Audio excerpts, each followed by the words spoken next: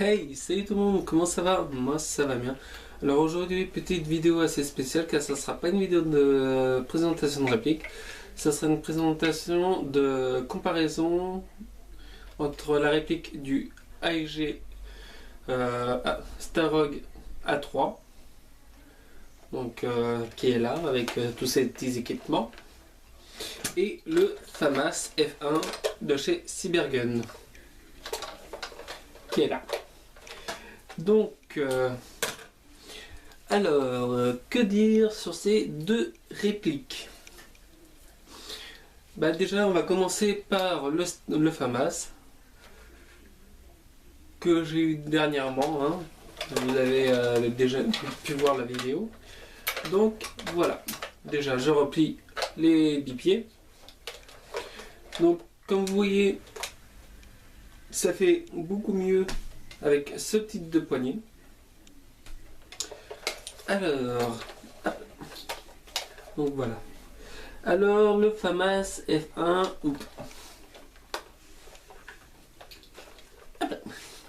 le FAMAS F1 de chez Cybergun, donc qui vend cette réplique.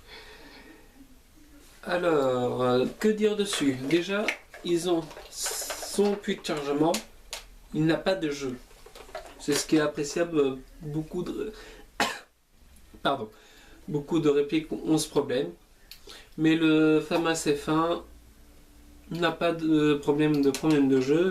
C'est ce qui est très bien. Ensuite, chaque chargeur, donc les chargeurs comme ça, peuvent contenir 300 billes. Alors, vu que moi, j'en ai deux, alors du 600 billes sur une partie, généralement, moi, je le vide en une matinée. Ensuite, donc sa longueur, on va passer par un petit point de caractéristiques pour comparer avec le Starog. Donc, hop, voilà. Donc une longueur de 75 cm et demi pour un poids de 285 grammes, 2,85 kg. Pardon. Mais vu que j'ai modifié et vu que j'ai mis des accessoires, un poids de 2,9 kg, ça reste raisonnable. Il a une puissance de 361 fps, non en sortie de boîte d'après les données constructeurs. Le bipied, lui, est inclus.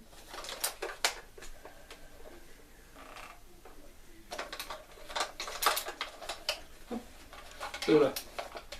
Ensuite,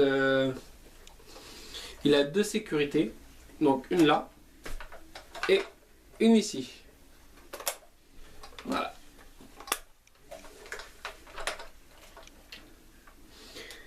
Dans le pack, il avait été fourni avec la tige de débourrage et c'est tout. Donc pas de cache-flamme, enfin de protection de cache-flamme qui pourrait se mettre là. Donc c'est ce que je trouve dommage. C'est comme le Starog, lui par contre il a été fourni avec. C'est ce que j'ai apprécié quand j'ai acheté, au moins il était protégé. Mais le problème, c'est pas compatible. Hop là. Je reviendrai sur lui après. Voilà. Donc un système de visée de base. Donc un front side, une mire à l'arrière et la ligne de mire. Ce qui est très bien. Donc AEG a eu les droits de Cybergun par contre, donc, a eu les droits de marquage pour y mettre FAMAS Simulate F1, pardon. Ensuite, l'emplacement de la batterie, ça se passe dans le garde-main. Donc, vous enlevez la sécurité, vous la relevez et vous tirez. Et voilà. Donc, pays d'origine, c'est la France. Donc, équipement, une poignée, deux chargeurs, comme vous avez vu, et la sangle. Et aussi un rail pour mettre le chargeur. La poignée.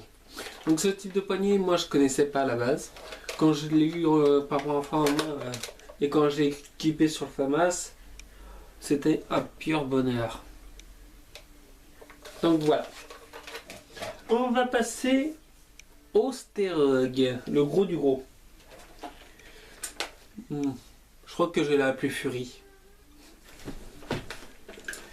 Donc deux chargeurs. Sur ce bestiau, on peut voir qu'il y a un peu de jeu au niveau du puits de chargement, ce que je trouve dommage. Mais quand je vous dis un peu de jeu,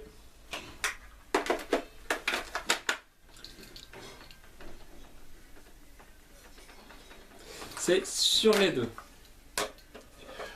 Ensuite, donc ce bestiau là est de ASG, Action Sport Game. Chaque chargeur peut contenir 330 coups. C'est 30 de plus que le chargeur FAMAS. Donc 60 coups en tout, 60 coups de plus en tout que le FAMAS. Ça fait toujours plaisir. Il a une longueur de 77 cm. 1 cm et demi que le FAMAS de plus. 3,6 kg sans équipements et à vide. Alors avec tous les équipements que j'ai rajoutés, il avoisine bien les 3,7 kg avec équipement. Moi je vous conseille de mettre une poignée parce qu'en bout de journée vous le sentez, hein, même avec la poignée. Une puissance de 328 fps. C'est raisonnable pour ce que j'en fais moi. Par contre, bémol, il a une seule sécurité qui est ici. Tac, tac. Il n'a pas de bipi inclus, ce qui, franchement, quelque part, c'est pas trop dommage. Par contre, lui, dans le pack, il a eu là, ça, donc la protection cache-flamme orange, donc ce qui est pour moi très très bien,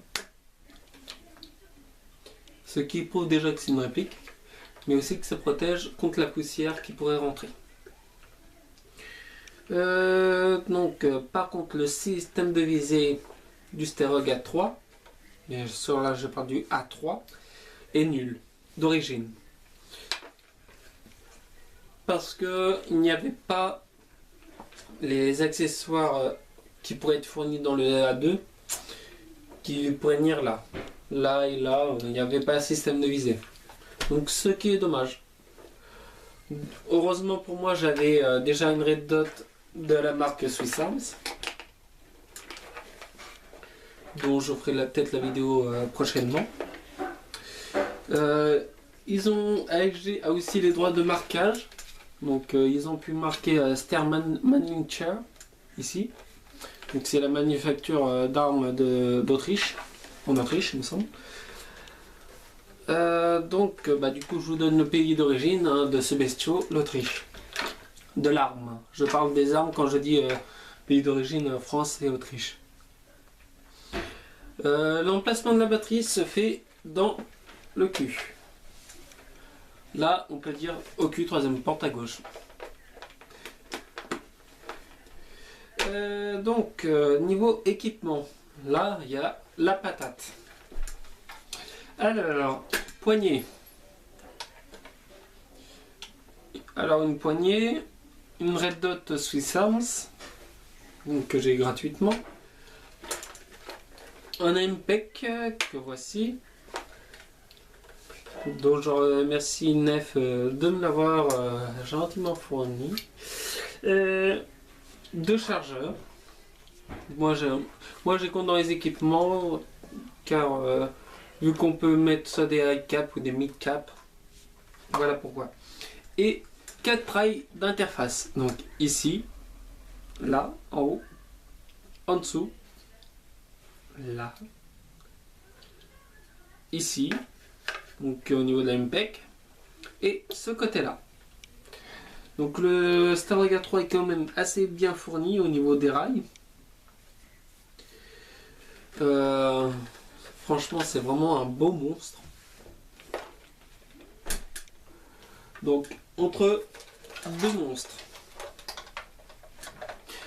Moi, je comme vous pour que vous ne soyez pas surpris. Alors, celui-ci, le FAMAS F1, je l'utilise pour tout ce qui est forêt et en extérieur, car il a une bonne puissance et une bonne portée. Par contre, le Starogga 3, je l'utilise essentiellement pour tout ce qui est CQB, car son secteur de tir se fait directement par la gâchette. Donc à moi de savoir où m'arrêter. Et si je veux donner un coup de rafale, déjà j'ai la première, ensuite j'appuie encore. Et après ça fait un bon coup de rafale. Donc aussi, ce qu'il y a comme différence par rapport entre le Starogga qui est là et le FAMAS. Le FAMAS, pour le FAMAS, le levier d'armement, c'est que de la déco. Il n'est pas réel, il est factice. Ce que je trouve ça un peu dommage d'ailleurs. C'est un point négatif que je donnerais pour le FAMAS. Par contre, pour le Starogga, son levier d'armement qui est là, hop, je peux le bloquer. Et de ce côté-là, j'ai accès au PUP. Ensuite, il a un niveau quand même là assez large. Du coup, la poignée englobe quand même toute la main. Et ça est protégé. Donc voilà. Que dire de plus entre ces deux monstres? Moi, personnellement, le FAMAS, je l'aime beaucoup. Ça, je l'adore. Hein. C'est un bon monstre. Je suis sûr que bien équipé, il sera monstrueux. Mais ça ne sera pas équivalent au Starogga. Que voilà. Parce que ça, moi, sur les terrains, j'en vois très rarement. Depuis que j'ai commencé à l'utiliser il y a à peu près 2 ans et demi, j'en ai vu, allez, 2 fois sur 2 terrains différents. Donc ce qui prouve sa rareté. Or que le Starogga A1 ou le A2, au choix, sont des répliques communes. Quant au FAMAS, et ben... Alors là, la dernière partie que j'ai faite dernièrement, sur la même partie, on était une dizaine à avoir le FAMAS. Boum! Là, vous voyez voir du FAMAS, vous avez de quoi faire. Et il y en avait certains, ils l'avaient bien modifié, les salauds. Donc voilà. Je vais terminer en vous disant que moi, mes préférences CO2, c'est ces deux-là. Je les adore. Sachant que chacun sont des systèmes ball-pup. Donc voilà pourquoi j'en ai pas parlé dans la comparaison. Par contre, il me semble que le FAMAS a un canon interne un peu plus long que le Starogga qui est un peu plus court. Malgré leur taille de différence. Donc voilà. Je vous dis ciao ciao, à bientôt pour d'autres vidéos. N'hésitez pas à commenter, à liker et à partager la vidéo. Si vous avez des questions à me poser, n'hésitez pas, je me tiens à votre disposition. Et je vous dis ciao ciao et à bientôt pour d'autres vidéos.